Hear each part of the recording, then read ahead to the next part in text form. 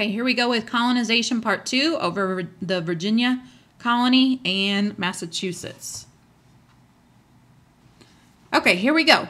This is where the note-taking gets real. Really pay attention to the things we emphasize and repeat. Oh, notice the pretty colors on this slide? This identifies some very important information that you should know. Always pay attention to the bolded, colored, underlined words. Our first English colony, Virginia. How delightful. Remember, Roanoke has already failed. Disappeared off the face of the earth. Now the English, more specifically Sir Walter Raleigh, are going to try again. By the way, Queen Elizabeth is the daughter of Henry VIII. Her mother was Anne Boleyn, one of the ones who he beheaded. Off with her head! Elizabeth is known to this day to be one of the finest queens England had ever had. She ruled for 45 years. However, she never married and did not have an heir. Therefore, the end of her rule will lead to a much harsher rule of those of the Stuart kings. Interesting factoid. Although she never married, she did have lots of boyfriends, and Sir Walter Raleigh was one of her favorites. Okay, back to the story at hand. Raleigh gets permission to try to colonize once again. This time, it will work. Not without its trials and tribulations, mind you, but Jamestown will be the first permanent English settlement in America. Let me say it again, because it's important. Jamestown will be the first permanent English settlement in America. It was founded in 1607. This is one of those years you must memorize. So let's say it together. Jamestown was founded in 1607. Okay, again and louder. Everyone in the house should hear you. Jamestown was founded in 1607. The goal, That's right. The goal of Jamestown was to make money. Believe it or not, they actually thought they would find gold. Your blanks, founded by Sir Walter Raleigh. His name's right down here. So for my spelling people. Reason founded is economic, to make money. It's 4 o'clock. It's 4 o'clock on right Monday. now. Sorry. It's pitiful we're here. Okay. Raleigh thought he would be smart this time and let the men go first to set up the colony and then send over families. He thought there would be a better chance of survival. Okay, I have to laugh at this. They truly thought they were going to make it without the women? These settlers spent their days digging for gold. Let the comedy begin. Oh my goodness. Okay, these settlers spent their days digging for gold. No one worked together. They each wanted to be the first to strike it rich. Also, they had settled in a swampy location. They thought it would be good to settle near the coast. I get that, but it was a swamp. Not so smart. The water was nasty, there were bugs everywhere, and this helped to spread disease. And there was not really any type of food supply. And no one was working on establishing a food supply. After the first winter, only 30 survived. Obviously, something or someone had to change. Enter our hero of the hour, John Smith. Dun, dun, dun, dun. John Smith saved Jamestown by instituting the work or starve rule. Basically, every colonist must contribute to society, to the greater good, farming, building, etc. If you did not put in your time, you did not eat a line. In order to eat, you had to work. The idea of working for the greater good is a principle that we should all institute. Many of our founding fathers did. This concept can also be known as civic virtue, putting your country's needs ahead of your own. Speaking of getting ahead, we are getting ahead of ourselves. Let's go back to James Smith. He saved the colony. Yay! John. Go, James. John. I said John. It sounded like you said James. It's your birthday? I said John. John Smith. Okay. Save Jamestown. No women, so women should go here. And then over here, this should say disease. And I think that's it. All right. Okay. The Virginia colony. And John Ralph and Disney. I love Disney just like the rest of the world. However, they got a couple of facts wrong in their movies. One being that John Smith did not marry Pocahontas. John Ralph did. That seems like a major mistake to me. John Rolfe is who turned Jamestown and the rest of Virginia into a profit-making machine. Notice that your notes say the Virginia Company. Remember, many colonies are going to be tied to businesses. These businesses fronted the money to make these colonies happen, and in exchange receive a portion of the profit back. John Rolfe will be the hero of the Virginia Company. He is responsible for introducing tobacco to the soil of Virginia. Now, tobacco already grew in Europe. However, the demand was high and the production was low. When John Rolfe planted tobacco in Virginia soil, it took off like a weed. Everyone began to grow tobacco, and the demand kept right up with the production. Now, why do you think the demand continued to grow? If you said that smoking is addictive, you are correct. Think about it. The more people who tried smoking tobacco, the more people became addicted to it. That's great for business, not great for your health. So again, the item that saved America is also responsible for killing Americans. Many groups were affected by this introduction of tobacco to the colonies, and not all were positive. Women came over and began creating families and more settlements. Slaves were introduced to begin working on tobacco plantations.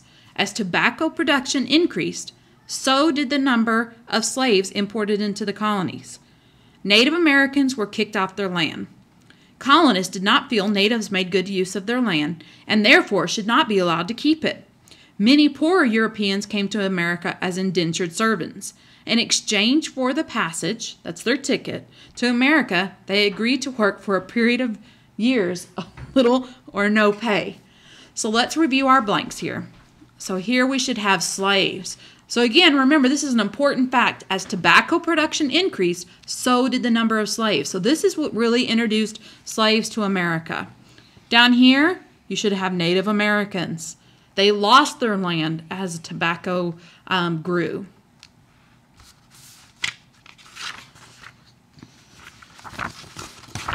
The Virginia colony. As the colony of Virginia grew, so did its need for government. With the colonies so far away from the king, a colonial government was needed. In Virginia, they established the House of Burgesses. This was the first elected assembly in America. Ding, ding, ding. This is important. So colonists were allowed to elect people to represent them in this assembly and make decisions for the colony. This is very important. This is a very important aspect of our type of government that we have today. Republic, representative democracy, all of that means the same thing. We do not have a true democracy. If we did, all citizens would vote on every issue in our government. As you can imagine, nothing would ever get accomplished. Therefore, we elect representatives to make these decisions for us. This all started back with Parliament in England and then the Virginia House of Burgesses. These served as examples for Congress. Our Congress is bicameral, which means two houses, Senate and the House of Representatives. The House of Burgesses was also bicameral. This colonial assembly served as an example for other colonies as well. This start of self-government will allow for more participation by the people and therefore more say by the people in how their colony is run. Think about it. Parliament served all of England. The House of Burgesses served only Virginia, a much smaller scale of representation. A representative in the House of Burgesses might be representing 20 people compared to 200 or more in England. If you don't like what the government is doing, you have the power to change it through voting. This is such a powerful tool used by the people to voice their rights. Look at the picture at the bottom left corner of the slide. What do you notice about these people? Describe the people inside and standing outside. What conclusion can you draw about the House of Burgesses? Answer this on your paper. Here you should have bicameral, which means two houses. Here you should have served as a model for other colonies. Bacon's Rebellion is one of our first examples of colonists acting out for what they believed in and speaking out against the English government. That is huge. Remember that the Stuart kings ruled with absolute power. When King James I took the throne, he removed Virginia's colonial assembly and replaced it with a royal governor. You can imagine that the colonists had become quite accustomed to having their own way and say in government. Now, for that freedom to be taken away was very difficult for them, and in this particular case resulted in the use of violence for their voice to be heard. As more and more colonists poured into Virginia, more and more Native Americans were pushed off their land. As you can imagine, tensions grew between these two groups. Colonists felt it was the job of the government to protect them from Native American attacks. Nathaniel Bacon and his supporters burned Jamestown to the ground and drove out the royal governor. This freedom lasted just a short while. Bacon died shortly after, and the rebellion couldn't stand without its outspoken leader. However, let this be a foreshadowing of what is to come when it comes to colonists disagreeing with the English government. Here you should have remove self-government. Here you should have Nathaniel Bacon. And that's it. Massachusetts. Massachusetts, another great colony. This one was founded in 1620. Is it me, or is the year glowing? I wonder why. Oh, that's probably because you need to memorize it. So let's say it 5 times really fast. Massachusetts was founded in 1620. Massachusetts was founded in 1620. Massachusetts was founded in 1620. Massachusetts was founded in 1620. Whew, that was a mouthful. Remember when we talked about the Protestant Reformation? Well, I should hope so. We just talked about it a few slides back. Well, the Pilgrims and Puritans were one of those groups who were persecuted for their beliefs. So the Pilgrims received permission from the king to move to Virginia. Yeah, that's right, I said Virginia. However, they were blown off course and they landed in Massachusetts instead. William Bradford was the head of this group of pilgrims, and they realized at once that they were not in Virginia. So before they even left the ship, they established a system of self-government. All men had to sign the Mayflower Compact, which established the principle of majority rule. In other words, all pilgrims had to follow what the majority said. We still use this principle today. So again, we see the idea of self-government and important ideas like majority rule already being established in these colonial times. This will be huge when our founding fathers sit down and establish our government. Okay, let's talk about the whole Pilgrims versus Puritans deal. Pilgrims are people who make a journey for religious reasons. Some historians have stated that the Pilgrims are truly just Puritans, but were named Pilgrims for making the journey to America.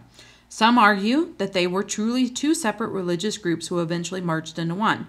No matter what, we will be referring to them all as Puritans from here on out. In your blanks, reason founded, religious freedom. And here, because of new location form, self-government.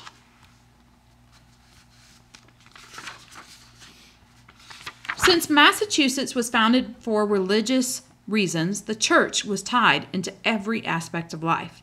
Even the government in Massachusetts was linked with the church. In fact, you had to be a church member to vote. Leaders in the church were also the political Leaders. So, sorry, I got lost. So, if you were not a Puritan, you were an outcast. You could not participate in much without being involved in the church. Of course, there was some good points that came from Massachusetts. Since church was so important to the community, everyone participated in making decisions regarding the church. These then spilled over into making decisions about the town.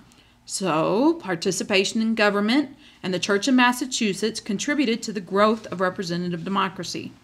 Of course, today we believe in the separation of church and state. In other words, the government can't give money to a specific church, nor tell us what church we should all attend. In your blanks, must be a church member. Church member here. Oh, that's it. Oh, wait. In the growth of representative democracy here.